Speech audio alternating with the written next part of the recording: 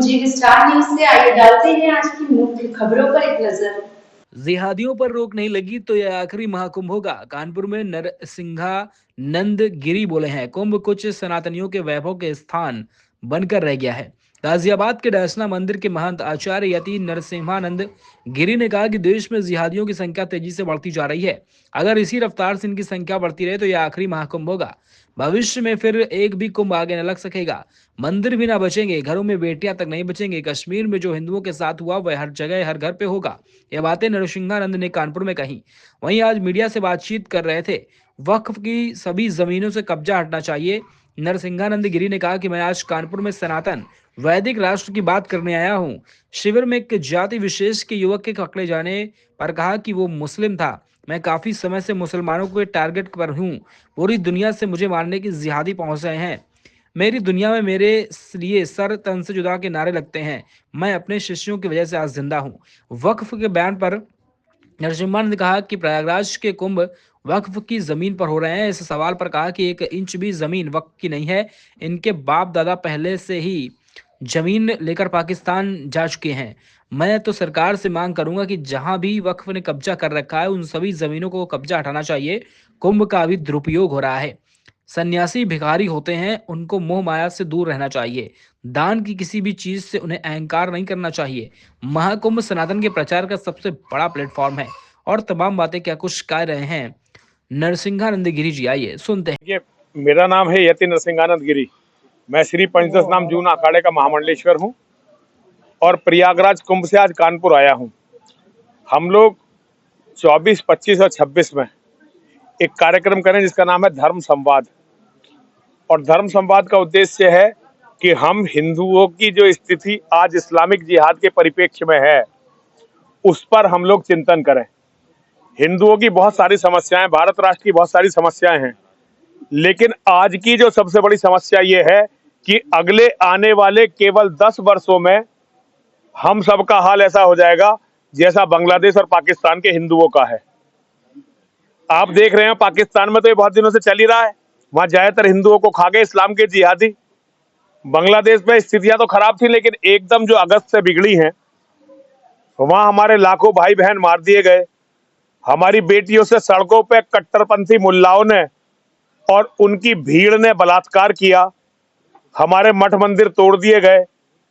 विकट स्थिति है, दारुण स्थिति है, और कोई उनके लिए बोला नहीं। यहां तक कि हमने भी कोई ठोस विरोध इसका नहीं जताया। यही स्थिति 10 साल के अंदर भारत में हमारी सब हिंदुओं की हो जाएगी। जिस तरह से भारत में इस्लाम के जिहादियों की जनसंख्या बढ़ रही है, वो बहुत जल्दी लोकतांत्रिक तरीके से आपकी और हमारी उम्मीदों से बहुत पहले, एक बहुत बड़ा झूठ आपने देखा होगा, लोग हमें बहकाते हैं कि सन 2050 तक भारत में मुसलमानों की संख्या इंडोनेशिया के मुसलमानों से ज्यादा हो जाएगी। जबकि सत्य तो यह है, सरकारें आंकड़ा छुपा रही हैं, वरना इंडोनेशिया में जितने मुसलमान हैं उसके कम से कम 1.5 से 2 गुने के बीच में मुसलमान भारत में है। सरकारें केवल आंकड़ों को छुपा रही हैं। तो भारत बिल्कुल ज्वालामुखी के कगार पर बैठा हुआ है, हिंदू समाज, और ये ज्वालामुखी किसी भी दिन फट सकता है। तो हम महाकुंभ में इसके बारे में चर्चा करने के लिए धर्म संवाद का आयोजन कर रहे हैं। हमारी और कोई चिंता नहीं है। बाकी बातें तो बाद में होंगी जब हिंदू बचेगा। अगर हम बचे ही नहीं तो ना विकास हमारे काम आने वाला, ना पैसा रुपया हमारे काम आने वाला, ना कोई चीज हमारे काम आने वाली। तो इन स्थितियों पर अगर साधु समाज चर्चा नहीं करेगा तो चर्चा करेगा कौन? तो हमने सारे साधुओं को बुलाया है श्री पंचदश नाम जूना अखाड़े की तरफ से। 25 तारीख को बहुत बड़ी सभा है साधुओं की। उसमें सारे देश के साधु जो महाकुंभ में इस समय है, ज्यादातर बड़े सभी आचार्य उसमें भाग लेंगे और ये चिंतन करेंगे कि भाई बांग्लादेश के हिंदुओं के लिए हम क्या कर सकते हैं। और संतों का एक सुझाव है जो हम लगातार दे रहे हैं, भारत सरकार को अपनी सेना भेजनी चाहिए बांग्लादेश और वहां के हिंदुओं के लिए एक अलग राष्ट्र बनाना चाहिए। ऐसे पाकिस्तान अब खंडन के दौर में है, अब वहां चाहे 100 टुकड़े हो जाएं, हिंदुओं को तो वो सारे के सारे ही मारेंगे। इसलिए वहां जो बचे हुए हिंदू हैं उनके लिए भी एक अलग देश बनना चाहिए। और जो हम भारत के हिंदू हैं, हमारा भी एक देश होना चाहिए। अगर हमने अपना देश सनातन वैदिक राष्ट्र नहीं बनाया, जिसे कुछ लोग हिंदू राष्ट्र भी कहते हैं, तो नाम की कोई विशेष बात नहीं है, तो अभी बहुत तय होना बाकी है। अगर हमारे पास अपना एक देश नहीं बना तो सनातन के बीज की भी रक्षा नहीं हो सकेगी। बाकी बात तो आप छोड़ दीजिए। और सनातन समाप्त हुआ तो ये समझिए इस्लाम के जिहादी संपूर्ण संत समाज इस पर मंथन करेगा।